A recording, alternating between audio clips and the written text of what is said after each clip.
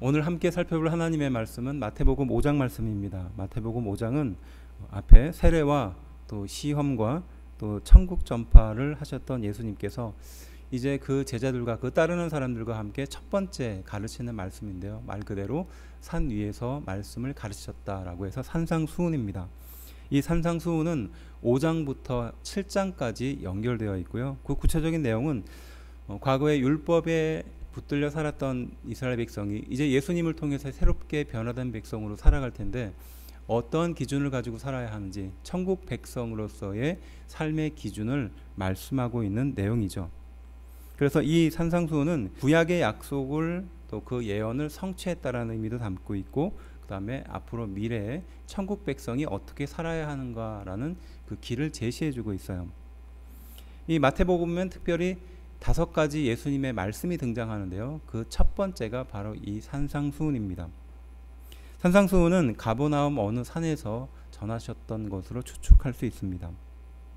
그리고 여기에서 첫 번째 등장하는 심령이 가난한 자는 복이 있나니라는 것으로 시작되는 이 팔복은 실제적으로 우리가 삶을 살면서 현세적인 복을 의미하는 것이 아니라 천국의 백성이 누려야 할 복에 대해서 말씀하고 있는 것이죠.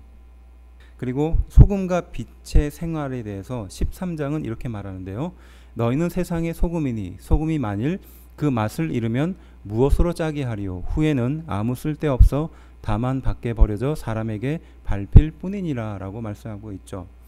우리는 이 말씀을 읽을 때 소금의 삶을 살아야 한다. 그리스도인이니까 당연히 짠맛을 가지는 그 역할을 다하는 소금의 삶을 살아야 한다라고 윤리적으로 받아들이기 쉽습니다. 하지만 이 말씀은 너희는 세상의 소금이다 라고 우리에게 말씀하고 있습니다. 그러니까 과거의 너희의 그 상태는 소금이 아니었으나 예수님을 통해서 변화된 너희는 소금의 삶을 산다라고 말하는 거죠. 마찬가지로 빛의 삶을 산다라고 동일하게 말하고 있습니다. 그래서 14절은 너희는 세상의 빛이라 라고 말하죠. 곧 천국 백성의 정체성에 대해서 말하고 있는 겁니다.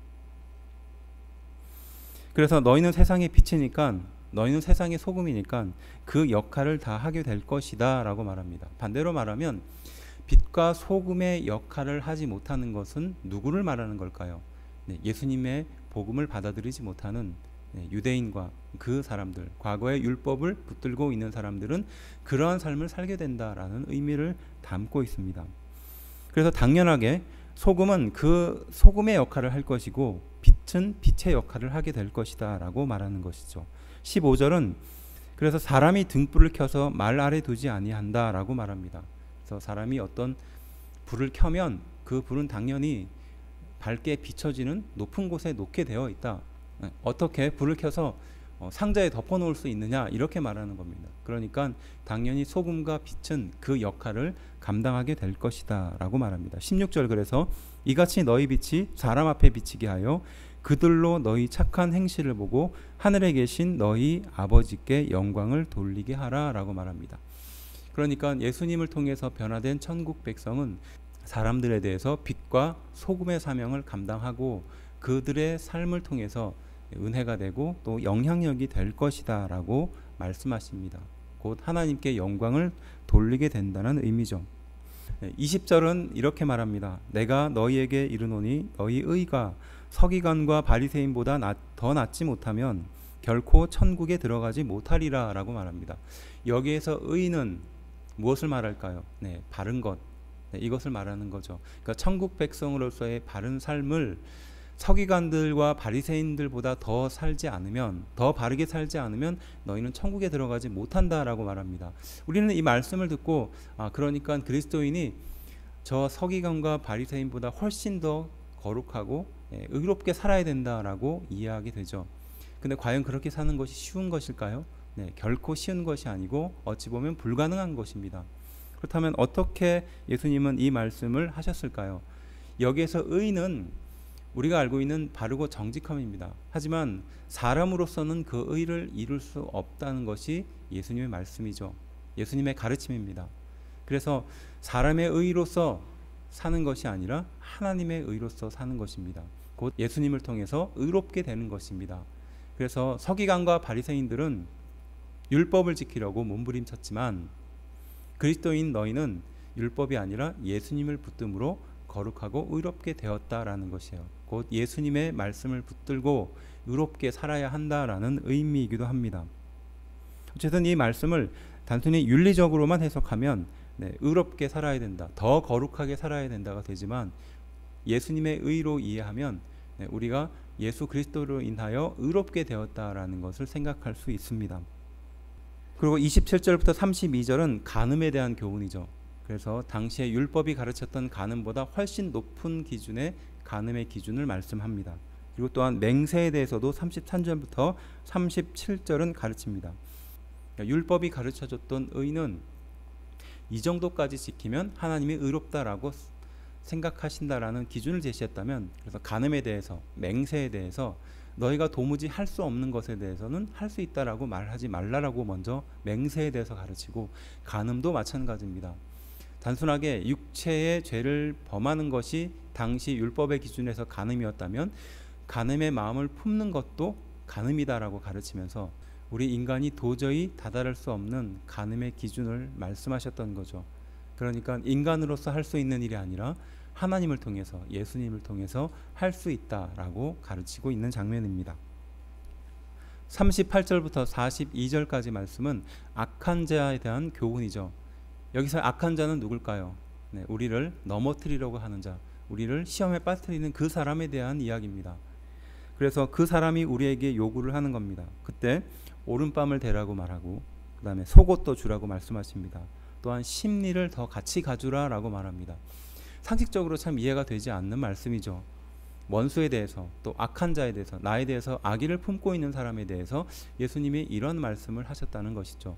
그래서 당시 율법은 악한 자에 대해서 어떻게 가르쳤느냐라고 하냐면요, 하나님이 싫어하는 것이 악한 것이다 라고 먼저 말씀합니다. 그리고 이런 악한 자라, 곧 악을 행하는 자에 대해서 하나님이 싫어하시는 그 악을 행하는 자를 대적하는 것이 곧 공의고 정의다라고 가르쳤습니다. 뭐 당연한 거겠죠. 그래서 나에 대해서 악을 행하는 자, 그리고 내가 하나님의 뜻으로 살고 있는데 그 하나님의 뜻을 방해하는 자는 곧 악한 자다라고 생각했습니다. 또 그렇게 믿었고요. 그래서 그 사람에 대해서 대적하는 것은 곧 하나님의 뜻이다라고 가르쳤습니다. 그래서 그들이 가르쳤던 율법의 기준에서 보면 하나님이 싫어하시는 악을 행하는 자를 대적하는 것을 당연히 여겼고, 또 그들에 대해서 대적하는 것을 공의라고 생각했습니다. 그렇다면 어떤 일들이 벌어질까요? 싸움이 더 커지겠죠. 그렇다고 이 말씀을 잘못 이해하면 악을 방관하라라는 말로 이해할 수 있어요. 예수님의 말씀처럼 악한 자를 대적하지 말라라고 했는데, 그렇다면 그러한 악에 대해서 방관하고 그냥 모르는 척하면서 살아야 되느냐라고 말하죠. 또 구체적으로 나에 대해서 피해를 입히고 나의 원수고 나의 적이 되는 사람이 나를 넘어뜨리려고 그렇게 노력하는데 그 모든 것들을 다 용서해 주라, 이런 말씀으로 오해할 수 있습니다. 이에 대해서 누가복음 6장 32절은 만약 너희를 사랑하는 자만 사랑한다면 그것이 무슨 사랑이냐라고 좀 더 구체적인 말씀을 합니다. 덧붙여서 44절은 이렇게 가르치죠. 나는 너희에게 이르노니 너희 원수를 사랑하며 너희를 박해하는 자를 위하여 기도하라 라고 말합니다. 그러니까 하나님께서 싫어하시는 그 악에 대해서 율법은 그 악을 대적하는 것이 당연하고 그것이 공의다라고 가르쳤지만, 예수님께서는 그 악에 대해서 기도하고 그리고 그 악한 자에 대해서 품어주라라고 말하고 있는 것이죠. 쉽게 말하면 악은 대적하되 악은 미워하되 악한 자는 미워하지 말라라는 뜻이죠. 원수를 사랑하고 박해하는 자를 위해서 기도하는 것, 결코 인간으로서 쉬운 일은 아닙니다. 하지만 예수님께서 우리를 향하여 그렇게 하셨다는 것을 돌아보면 우리 또한 그렇게 할 수 있도록 기도해야 되는 줄로 믿습니다. 그래서 48절은 이렇게 마무리합니다. 그러므로 하늘에 계신 너희 아버지의 온전하심과 같이 너희도 온전하라 라고 말합니다. 하늘에 계신 너희 아버지처럼 너희도 온전하라. 이 말씀을 들으면 윤리적으로 완벽하고 모든 것이 철저해야 되고 이런 것을 생각하게 됩니다. 하늘의 아버지께서 온전하신 것과 같이 너희도 온전해야 되는 거 아니에요. 근데 이 말씀을 가만히 묵상하면 우리가 얼마나 부족한지, 또 이 온전함에 얼마나 미치지 못하는지 잘 알게 됩니다. 하나님과 같이 온전하라라는 것은 완벽하라라는 뜻이라기보다는 사실은 이 온전이라는 말 속에 담겨져 있는 의미가 있는데요. 그것은 무엇이냐? 하나님은 뜻하신 것을 반드시 이룬다라는 뜻이에요. 그러니까 하나님이 계획하신 것은 완전히 이루어진 그때까지 이루신다는 것이에요. 하나님이 작정하신 것은 그 작정한 것을 반드시 이룬다라는 뜻에서 이 온전하다라는 말을 사용했다는 것입니다. 그것을 우리에게 적용하면 일종의 이 온전하다라는 것은 하나님의 속성입니다. 그러니까 반드시 그것을 이루신다라는 속성을 말씀하고 있는 것이에요. 곧 지향해야 될 목표라는 의미죠. 만일에 그리스도인이 이 지향해야 할 목표를 잃어버린다면 어떠한 결과가 벌어질까요? 율법을 지켰던 그들처럼 타협하게 된다는 뜻이죠. 지향해야 할 목표, 지향점을 가지고 있는 그리스도인은 비록 현재는 실패하지만 그 지향하고 있는 목표를 놓치지 않기 때문에 끝까지 갈 수 있는 것입니다. 하나님과 같이 온전하라는 것은 하나님과 같이 목표를 마지막까지 포기하지 않고 붙들라라는 의미를 갖고 있습니다. 인간이 하나님의 말씀을 지키는 것이 쉬운 일일까요? 결코 쉬운 일이 아닙니다. 간음하지 말라, 또 맹세하지 말라라는 이 말씀을 통해서도 알게 되듯이 결코 우리 인간은 간음하는 것이 또 맹세하는 것이 결코 쉬운 일이 아니라는 것을 알 수 있습니다.